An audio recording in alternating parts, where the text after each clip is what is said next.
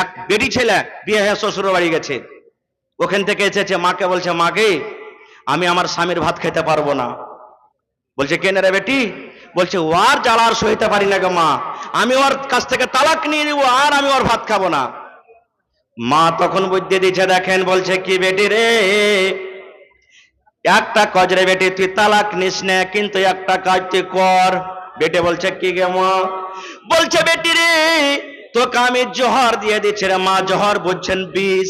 বিষ খেলে মানুষ মরবে না? মরবে না। বলছে, আমি তোকে বিষ দিয়ে দিচ্ছি রে মা। বিষের আমি ফাঁকি তৈরি করেছি, চূড়ান তৈরি করেছি। যখন যখন তোর স্বামী খেতে বসবে, একটু ভাতে দিয়ে দিবি, একটু পানিতে দিয়ে দিবি, একটু একটু করে দিবি। প্রত্যেক দিন 3 টাইমের খানাতে রে মা একটু একটু করে তুই দিয়ে দিবি। খাইতে খাইতে খাইতে খাইতে তোর স্বামী একদিন দুনিয়া থেকে চলে যাবে। কিন্তু মারে শোন, মা শিখিয়ে দিচ্ছে, মারে শোন বেটি রে শোন, যখন তুই তোর স্বামীর বাড়ি এখন যখন চলে যাবে, আর এই স্বামীটাকে তোর যখন বিষ দিবি, খাবারে পানিতে বিষ দিবি, তখন তোর স্বামী যেন তোর পরে শক করতে না পারে যে আমার স্ত্রী আমাকে বিষ খেয়ে মারবে বলে আমার বিষে খাবার দেয়। তাহলে কেমন করে চলবি রে বেটি? বলছে, বেটি রে, তুই কোনোদিন তোর স্বামীর পরে রাগ করবি না। তোর স্বামী যদি রাগে একটা থাপ্পড় দিয়ে দেয়, খবরদার তুই এর মন ভারী করবি না। হাসি মুখে তোর স্বামীর সাথে উঠা বসা করবি, হাসি মুখে মন খুশি করে তার তুই খেদমত করবি। এরকম ভাবে খুব সুন্দর করে শিখিয়ে দিলে। এবারে স্বামীর বাড়িতে যাওয়ার পর যখন যখন তার স্বামী খেতে বসে, ওই যে মার দেওয়া চূরণ, কত কি আছে ভাই? বিষ নাকি? মাসিকাল যে বিষ আছে, একটু একটু করে দেয়। আর স্বামীর সাথে একবারে এই চলতে চলতে চলতে এমন মোহব্বত গাঢ়া হয়ে গেল যে বলার শেষ নাই। এবার 1 মাস 2 মাস পর তখন বাড়িতে এসেছে আবার মায়ের। মা বলছে, বেটি রে, বল জামাই আর কতদিন জামাইয়ের বাড়িতে থাকবে? কোনো কিছু বুঝতে পারছিস? বলছে, মা আর আমি তালাক নেব না, মা তালাক নেব না। আর আমি যে এতদিন জোহর খাওয়াইলাম আমার স্বামীকে, আমার স্বামী তো আর বাঁচবে না, মনে হয় আস্তে আস্তে মরে যাবে। বেটির কথা শুনে মা বলছে, বেটি রে, কেমন কথা বলছিস? তুই যা বলছিলি ওর ভাত খেতে পারবো না। বলছে, মাকে আমার স্বামী এখন আমাকে এত আদর করে গো মা, অফিস থেকে আসে তাও রাগে না, দোকান থেকে আসে তাও রাগে না, মাঠ থেকে আসে তাও রাগে না। মাকে আগেকার মেজাজটা তার পাল্টে গেছে গো মা, এখন আমাকে খুবই ভালোবাসে, খুব মহব্বত করে, ভালোবাসে। এই জন্য মা আর তাকে আমি বেশ দেব না মা। কিন্তু আমি যে এতদিন ধরে মাস 2 মাস ধরে একটু একটু করে তাকে বেশ খাইয়েছি, মা কেমন করে এখন কি করব? স্বামীকে যদি আমি বলতে যাই যে তোমাকে আমি বেশ খাওয়ালছি, তবে এই মহব্বত ভালোবাসাটা আবার ভেঙে যাবে। মা একটা মুচকি হাসি দিয়ে বলছে, এরে হতভাগা নাদান, তোদের মহব্বত ভালোবাসাকে গাঢ় করার জন্য মা আমি একটা সামান্য চূরণ দিয়েছিলাম রে, ওই চূরণে কিন্তু বিষ কিংবা জহর ছিল না। নারে তাকবীর! ভাই আমার, আমি কথার দিকে যাব না, কিন্তু এই মতো শেখায় যদি আজকে আমাদের বেটিরা আমাদেরকে করেন, গার্জিয়ানকে করে, মাগে কোন মিনসার বাড়িতে বিয়ে দিলে গে মা, সব সময়তে কাম কাজ করতে করতে মা জান চলে গেল, আমরা কি করব? ঠিক আছে বেটি, তুই কোন রকম এবেকার আয় তো বাড়ি। মায়ের কথা শুনে চলে গেল বাড়ি। বলছে, এক কাজ কর, জামাইকে ফোন দে যে আমাকে আনতে এসো। 5 দিন বাদ ফোন দিয়েছে, আজই তুমি আনতে আসবে না? যেমনই আনতে এসেছে, 2টা লোককে ফিট করে রেখেছে। এই মরার বেটাকে একটা খুঁটিতে ঘরের ভিতরে ধরে পান, ইয়ার বাড়িতে আমার বেটি চলতে পারবে না। যেমনই বেঁধে দিলে ভাই বলছে, ফোন কর তোর বাপকে, মরার বেটা মরা 5টা লোক আসবে, 3 লাখ টাকা তোকে দিয়েছি, 2 লাখ খরচ হয়েছে, 5 লাখ টাকা দিয়ে দিয়ে তালাক করে তুই নিয়ে চলে যায়। হয়েছে না? হয় না? তবে ভাই কিভাবে স্ত্রীকে নিয়ে কাটতে হবে? মহব্বত কি জিনিস, একটা স্বামীর প্রতি মহব্বত কতটুকু একটা স্ত্রীর প্রতি হওয়া দরকার, আর একটা স্ত্রীর মহব্বত একটা স্বামীর প্রতি হওয়া কতটুকু দরকার, আমি একটা একটা করে 2টা উদাহরণ আপনাদের সামনে বলবো। আল্লাহর নবী মুহাম্মদ সাল্লাল্লাহু আলাইহি সাল্লাম একদিন বসে আছেন, মা আয়েশা রাদিয়াল্লাহু তাআলা আনহা বাড়িতে আছেন। এবার একটা ইহুদির জামাত, ইহুদির দল আল্লাহ রাসূল সাল্লাল্লাহু আলাইহি সাল্লামের কাছে এলেন। একটা ইহুদির জামাত নবীর কাছে এলেন। আসাফার নবীকে কি বলছেন জানেন? আসসালামু আলাইকুম। কি বলছেন? আসসালামু, একটু কথা বলেন, আসসালামু। জি, ভালো করে শুনবেন কথাটা। আমি বাস 2টা হাদিস বলবো আপনাদের সামনে মাত্র, কারণ এটা হলো মাদ্রাসার জালসা। আর মাদ্রাসা একটা এমন জিনিস, মাদ্রাসা একটা এমন জায়গা, যেই জায়গাতে সবকিছু আপনি শিখতে পাবেন। আর মাদ্রাসা যদি না থাকে, মাদ্রাসা যদি না চালান, মাদ্রাসা যদি বন্ধ হয়ে যায়, তাহলে স্বামী স্ত্রীর হক কিভাবে জানবেন? আমরা কিভাবে জানবো? আল্লাহ এবং আল্লাহ রাসূল কিভাবে চলতে বলেছেন আমরা কিভাবে জানবো ভাই? আর যখন না জানবো তো আমাদের কি হচ্ছে, জীবনটা নষ্ট হয়ে যাবে। আমার শেখে মোহতারাম বসে আছেন, জিজ্ঞাসা করেন, তারা দানাবিনা মানুষ। 100টা যদি কেস দেখবেন আপনি কোর্টে, যদি 100টা থানাতে কেস আছে, তো 100টার মধ্যে 90-95টা কেস শুধু স্বামী স্ত্রী তালাক এবং ঝগড়া সম্পর্কে আছে। দেখবেন 100টার মধ্যে 90-95টা কেস। আমরা আপনার সাথে দেখা হয় তখন আমি কি দিই? আসসালামু আলাইকুম, নাকি আসসালামু আলাইকুম। আর ইহুদির দল, ইহুদির জামাত নবীকে এসে কি বলছেন? আসসালামু আলাইকুম। তাহলে বলবেন মাওলানা দুটাতে পার্থক্য কি হয়ে গেল? আমি যখন স্টেজে এলাম আপনাকে আমি বললাম আসসালামু আলাইকুম, এটার মানে হলো আল্লাহ রাব্বুল আলামিনের সালামতি, আল্লাহ রাব্বুল আলামিনের দয়া আপনার উপরে নাজিল হোক। কিন্তু ইহুদির জামাত, ইহুদিরা নবীর সাথে যখন দেখা করার জন্য এলেন, নবীকে আসসালামু আলাইকুম না বলে কি বলছেন? আসসালামু আলাইকুম, আসসালামু আলাইকুম। এই কথাটার মানে হলো, হে নবী তোমার পরে মওত আসুক, তুমি মরে যাও, তোমার পরে মওত আসুক। দেখেন দুটা, আসসালামু আলাইকুম এটা হলো দোয়া, আল্লাহ এবং আল্লাহ রাসূল দিয়েছেন। একটা মুসলমান আর একটা মুসলমানের সাথে যখন দেখা করবে, তার মধ্যে একটা হক হলো, নবী বলেছেন তুমি চিনো কিংবা না চিনো রে উম্মত, কিন্তু তুমি জানছো এটা মুসলমান, তাকে তুমি সালাম দাও। কিন্তু ইহুদির জামাত, ইহুদের দল যখন নবীর কাছে এলেন, আসাবার আসসালামু আলাইকুম না বলে বলছেন আসসালামু আলাইকুম, মানে নবী তোমার পরে মওত আসুক, তুমি মরে যাও। যেমনই কথাটা বলা। মা আয়েশা রাদিয়াল্লাহু তাআলা আনহার মুহাব্বত দেখেন, সুবহানাল্লাহ, কি মুহাব্বত নবীর প্রতি। মা আয়েশা কিন্তু কথাটা শুনছেন আর কথাটা বুঝাও নিয়েছেন। যেমনই বুঝারি, আমার স্বামীকে তো ইহুদিরা গাল দিয়েছে, আমার স্বামীকে তো সালামের নামে, জি জি জি कुछ बोलेंगे तब ना लेंगे भाई, हाँ बोलिए। তো কেমন মোহাব্বত ভালোবাসা মা আয়েশা রাদিয়াল্লাহু তাআলা আনহা বুঝে নিয়েছেন। এবার মা আয়েশা রাদিয়াল্লাহু তাআলা আনহা কে বলছেন, এই ইহুদির দল তোরা শোন রে, ওয়া আলাইকুমুস সালাম ওয়া লাআনা, আমার নবী তো তোদেরকে কোনো দোষ করেনি, আমার নবী তোদেরকে কোনো গালি দেয়নি, আমার নবী তোমাদেরকে কোনো রকমের কুভাষাতে কথা বলেনি, আমার নবী তোদের সাথে কোনো ঝগড়া করেনি, লড়াই করেনি। তবে আমার নবীকে কেন তোরা বদদুয়া দিলি রে? আমার স্বামীকে কেন তোরা বদদুয়া দিলি? এবার মা আয়েশা রাদিয়াল্লাহু তাআলা আনহা উত্তর কি বলছেন? ওয়া আলাইকুমুস সালাম ওয়া লাআনা, হে ইহুদির দল, আমার নবীকে বলছিস তোরা তুই মরে যা, তুই মরে যা, তোর পরে যেন মওত আসুক। আমার নবী মরবে কেন রে? হে ইহুদির জামাত, তোদের পরে আল্লাহর মওত আসুক, তোরা মরে যা, তোরা মরে যা, তোদের পরে মওত আসুক, তোরা মর, এবং তোরা হালাক হয়ে যা, তোর পরে লানত বর্ষুক। দেখেন কেমন মুহাব্বত, কেমন ভালোবাসা, দেখেন আল্লাহুস সামাদ। এর মতো ভালোবাসা মহব্বত আমাদেরকে রাখতে হবে। ওই মতো মহব্বত করতে হবে না যেমন একদিন এক মাওলানা, একটা ছোট্ট কথা বলছি, একদিন এক মাওলানা ওয়াজ করছেন। কি ওয়াজ করছেন? যে দেখেন ভাই, স্ত্রীকে কোনোদিন খারাপ ভাসবেন না, স্ত্রী যদি ভালো মতন রান্না বান্না করে দেয় তার তারিফ করবেন। কি তারিফ? বাহ, তোমার তরকারিটা কত ভালো জি, তুমি কত সুন্দর করে রান্না করেছো জি। এই মতো তারিফ করতে গেলে স্ত্রী কিন্তু খুশ হয়ে যাবে, আপনার খিদমত করবে বেশি করে। এবার একটা মোটা হইসা লোক ছিল মজলিসে, ও কিন্তু স্ত্রীকে জীবনে ভালোবাসত না। এবার জালসা টালসা শুনে ভাই বাড়ি গেছে, বাড়ি যাওয়ার পর তখন ওকে ওর স্ত্রী খাইতে দিয়েছে, খাইতে বসেছে, ওর কথাটা কিন্তু মনে চলে এসেছে, আরে মাওলানা তো জালসাতে বলেছেন আজকে যে স্ত্রী যদি খাবার দেয় তো ওর তারিফ করতে হবে, ওর প্রশংসা করতে হবে। তখন খেয়েছে আর বলছে, তোর হাতের এই তরকারিটা কত ভালো হয়েছে রে, এরকম মাছ মনে হয় তুই জীবনে কোনোদিন রান্না করিসনি, কত সুন্দর করে তুই রান্না বান্না করেছিস। যেমন কথাটা বলা ভাই, বেলন বুঝেন, বেলন যে রুটি পাকায়, বেলন চাক্কিতে বেলন, হাইসাল ঘরে একটা বেলন ছিল, বেলনটা লিয়েছে কেড়ে ওর স্বামীর মাথাতে এক বেলন দিয়ে বলছে, লিসি লাগা মরা, আমি এতদিন সারা জীবন রান্না বান্না করে খাওয়াইনো, কোনোদিন তুই আমার নাম করিসনি, আর আজ পড়োশির বাড়ি থেকে তরকারি চেহাই নিয়ে দিয়েছিস, তো তুই ওর নাম করছিস। হ্যাঁ, তো ভাই এরকম তারিফ প্রশংসা করতে গেলে তো হ্যাঁ এই বেলনই খেতে হবে ভাই। ভাইরা আমার, তাহলে একটা হাদিস আপনাদের সামনে দিয়ে দিলাম, আর একটা হাদিস আপনাদের সামনে রাখি।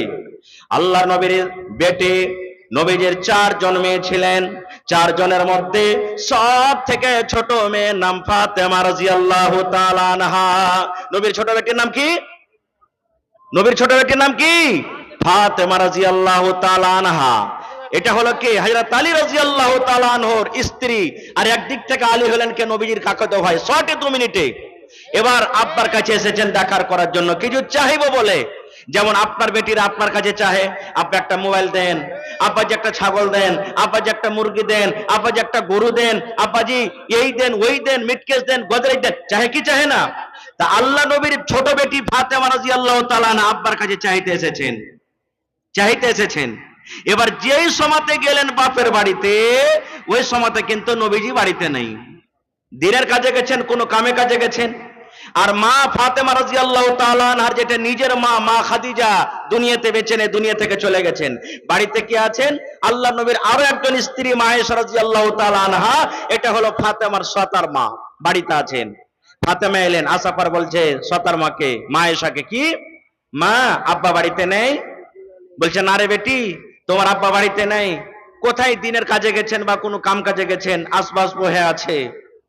কি কথা বল, তোমার আব্বা আসবে তখন আমি বলে দেবো। তো মা ফাতেমা বলছেন না, আব্বা আসবে তখনই বলবো।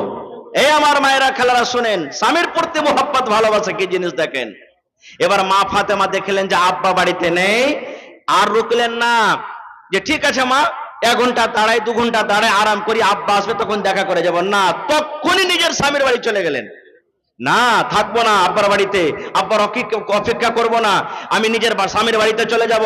কে জানি আমার স্বামীর পানির দরকার হবে, খাবারের দরকার হবে, কি আমার দরকার হবে, কখন কোন জিনিসের দরকার হয়ে যাবে, আমার স্বামী আমাকে খুঁজবে, আমি সামনে না থাকলে আমার উপরে রাগ করবে। তখনই চলে গেলেন।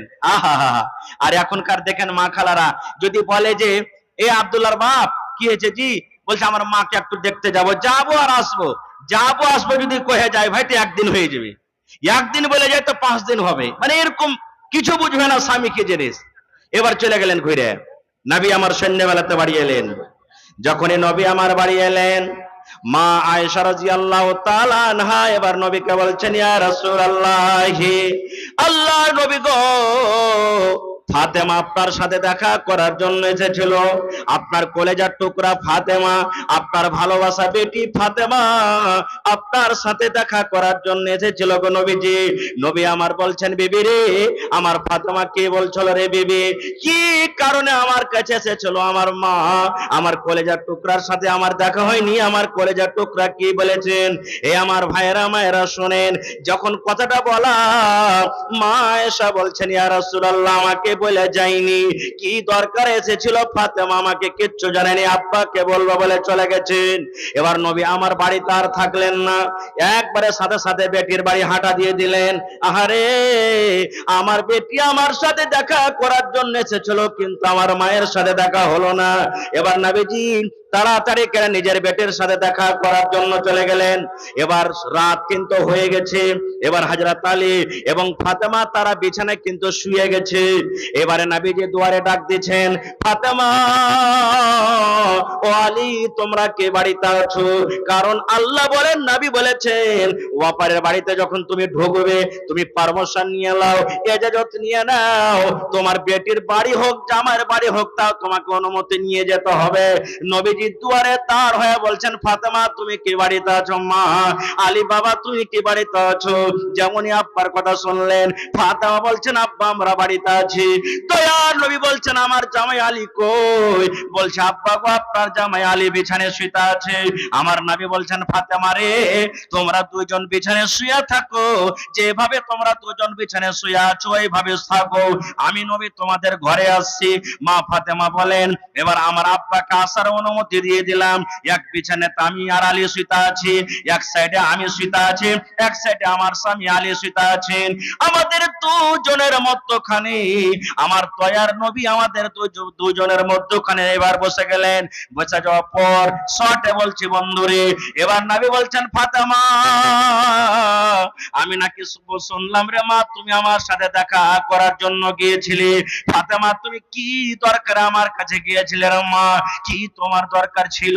কি জন্য তুমি আমার সাথে দেখা করার জন্য গিয়েছিলে রে মা? তুমি বলো তো। এই আমার মায়েরা ভাইরা শুনেন, যখন কথাটা বলা মা ফাতেমা রাদিয়াল্লাহু তাআলা আনহা এবার নিজের হাতখানা এরকম ভাবে আব্বাকে দেখাচ্ছেন, আব্বা গো এই যে আপনি আমার হাতের দিকে দেখেন গো আব্বা জান, এই যে আপনি আমার হাতখানা দেখেন। এবার দয়ার নবী যখন হাতখানা দেখলেন, ফাতেমার হাতে কিন্তু ফোঁসা পড়ে আছে। আপনারা জানেন কোদাল যদি মাঠে চালাতে যান, কোদাল চালাতে চালাতে হাতে ফোঁসা আছে না আছে না? আপনি যদি বাঁশ কাটতে চলে যান, বাঁশ কাটতে কাটতে আপনার হাতে ফোঁসা আছে কিনা? এই মতো বলছে আব্বা জান দেখেন আমার হাতখানা। দয়ার নবী দেখছেন হাতে কিন্তু ফোঁসা পড়ে আছে, কত ফোঁসা গলে গেছে, কত ফোঁসা হয়তো সাদা সাদা হয়ে আছে। এবার নবী বলছেন ফাতেমা কি ব্যাপারটা রে মা, তোমার হাতে এগুলা দাগ কেন? তোমার হাতে কেন এগুলা ফোঁসা? কি কারণে তোমার হাতে ফোঁসা এসেছে রে মা? এবার ফাতেমা বলছেন আব্বা গো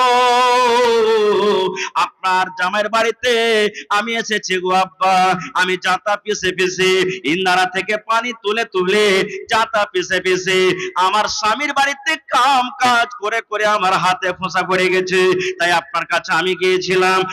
আমি শুনলাম আপনি লড়াই করে যুদ্ধ করে অনেক দাস দাসী পেয়েছেন। যদি একটা দাসী আমাকে যদি দিতেন, আমার বাড়িতে কাম করতো, আমার মদত করতো, আমি আরাম পাইতাম।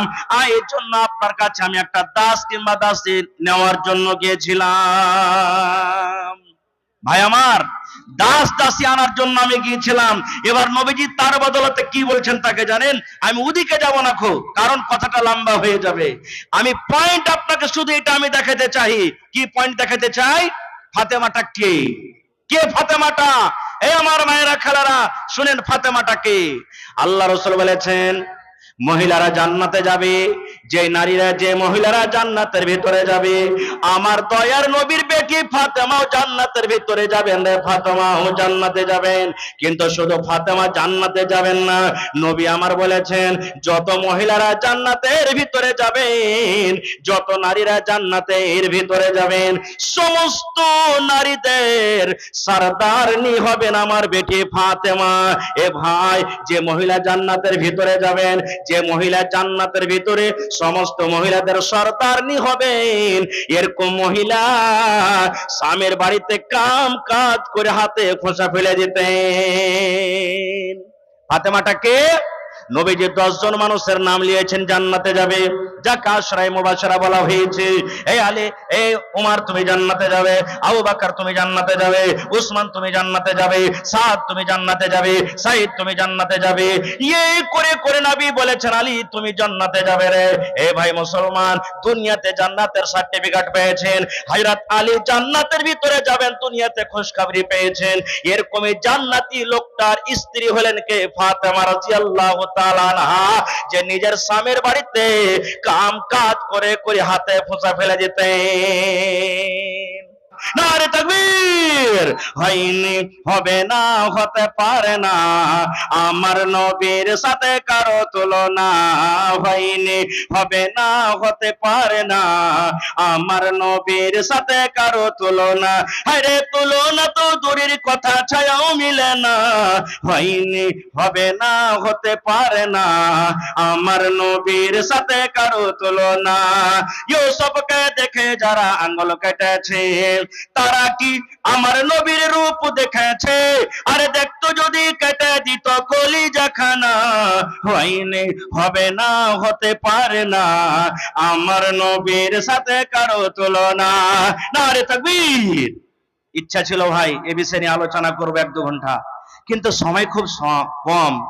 আল্লাহ হায়াত রাখেন, এ বিষয় নিয়ে আবার এলাকাতে যদি আসি জি তো কোনদিন ইনশাআল্লাহ শোনাবো। আমার পরে আব্দুল গাফফার সাহেব চলে যাবেন, একবারে খুব তাড়াতাড়ি চলে আসবেন। এই জন্য আপনারা লেট না করে একবারে 15 থেকে 20 মিনিটের মধ্যে আমাকে চট করে এই মাদ্রাসার জন্য, কোরআনের জন্য আপনারা নিজের নিজের দানটাকে দিয়ে দেন। ভাই আজকে আমি এই জায়গাতে প্রথম নতুন এসেছি, এলাকাতে হয়তো আশেপাশে এসেছি, তিতুয়ারিতে এসেছি, এবারও তিতুয়ারি মাদ্রাসা আসবো আল্লাহ যদি নিয়ে আসে তো। তবে আজকে দেখি কোন আল্লাহর এমন বান্দা আছেন কোরআনের জন্য 30 পারা কোরআন 30,000 টাকা একটা লোক দান করবেন। এক পারা কোরআনের দাম 1,000 টাকা। দেখি কোন আল্লাহর বান্দা এরকম আছেন 30,000 টাকা দান করতে পারবেন? দেখি কোন আল্লাহর বান্দা আছেন এলাকাতে 1 কাঠা কিংবা 1 ডিসমিল জমিন এই কোরআনের জন্য মাদ্রাসার জন্য দান করতে পারবেন? দেখি কোন আল্লাহর বান্দা এরকম আছেন মৌলানা মাদ্রাসার জন্য দেখছি টিনের ঘর টিনের বাড়ি আমি 1000 ইট কিংবা 1000 ইটের দাম আমি দিয়ে দিলাম। মৌলানা আমি এক গাড়ি 100 সেফটি গিট্টি কিংবা গিট্টির দাম দিয়ে দিলাম। মৌলানা 1 কন্টর রডের দাম দিয়ে দিলাম কিংবা 100 সেফটি আমি বালুর দাম দিয়ে দিলাম। দেখি কোন আল্লাহর বান্দা আল্লাহওয়ালা কোরআনের সাথে মোহাব্বত করনেওয়ালা কিংবা ওয়ালি কেমন আছেন দেখি। আজকে 10,000 টাকা প্রথমে একটা লোক দান করবেন, 20,000 টাকা একটা লোককে দান করনেওয়ালা আছেন, 50,000 টাকা দেনেওয়ালা কে আছেন? এবং মায়েরা খালারা বোনেরা দিদিরাকে বলবো আপনাদের পেন্ডালে হয়তো চাদর ঘুরছে, এ আমার বোনেরা এই মাদ্রাসার জন্য কোরআনের জন্য মন খুলে খুলে আপনারা টাকা থেকে নিয়ে কানের থেকে নিয়ে জেওয়ার থেকে নিয়ে হাতের পায়ের থেকে নিয়ে মন খুলে খুলে আপনারা এই মাদ্রাসার জন্য দান করবেন। কারণ এই মাদ্রাসা হলো মুসলমানের জান মান শান। মাদ্রাসা আছে তো আপনার ঈমান আছে। মাদ্রাসা যদি বন্ধ হয়ে যায় তাহলে আপনি দিন থেকে কিন্তু ইয়াতিম হয়ে যাবেন। যেমন একটা ছেলের বাপ মরতে গেলে ছেলেটা ইয়াতিম হয়ে যায়, এই মতো মাদ্রাসা যদি না চলে মাদ্রাসা বন্ধ হইলে আপনি আমি দিন থেকে কিন্তু শরীয়ত থেকে দূরে হয়ে যাব। এই জন্য ভাইরে এই কোরআনের জন্য মোহাব্বত ভালোবাসা দেখিয়ে দেখি একটা লোক কেমন আছেন 10,000 টাকা দান করতে পারবেন? এলাকাতে মেলায় দেখছে ঠিকাদার, মেলায় বিজনেসম্যান, মেলায় আমার চাষি ভাইরা ডাক্তার মাস্টার প্রফেসর অনেক রয়েছেন। আমি আপনাদের সময় বেশি নিব না, খুব শর্টে আমার শাইখে মুহতারাম এসে হাজির হয়ে গেছেন। দেখেন বাস 10-15 মিনিটের মধ্যে চট চট চট চট করে একটু আমার হাতে দিয়ে দেন এবং 50টা লোককে আমি দেখতে চাই এক পারা করে কোরআনের দাম 1,000 করে কে দিতে পারবেন? একজন না পারলেন 2 ভাই মিলেন দিয়ে দেন। আমি 500 দিলাম, ভাই তুমি 500 দাও, আর দিয়ে এক পারা কোরআনের দাম আমরা চলো জমা করে দিই। ভাই কোরআনের একটা হরফের দাম আমাদের দেওয়ার ক্ষমতা নাই, তবে কোরআনের মান সম্মানকে দেখি আল্লাহ তাবারাক ওয়া তাআলাকে রাজি করার জন্য দেখি একটা লোক আমার হাতে কি এমন আছেন দেখি কোন আল্লাহওয়ালা আছেন 10,000 টাকা জমা করতে পারবেন? এত বড় এলাকার মধ্যে আছেন দেখি। মেলায় জায়গাতে জমিন পাওয়া গেছে, মেলায় জায়গাতে ইট পাওয়া গেছে, মেলায় জায়গাতে মেলায় রকম দান পাওয়া গেছে। আজকে আমার এই গিদ্দাবাড়ি মাদ্রাসাতে দেখি কোন নওজওয়ান কোন যুবক কেমন আছেন যে মায়ের জন্য বাবার জন্য নিজের ছেলে মেয়ের জন্য বা নিজের জন্য 10,000 টাকা 15,000 টাকা 20,000 টাকা 50,000 টাকা কিংবা 1 ডিসমিল জমিন, চাহে জমিন মাদ্রাসার আঞ্জর পাঞ্জরে হোক কিংবা কোনো মাঠে ময়দানে হোক।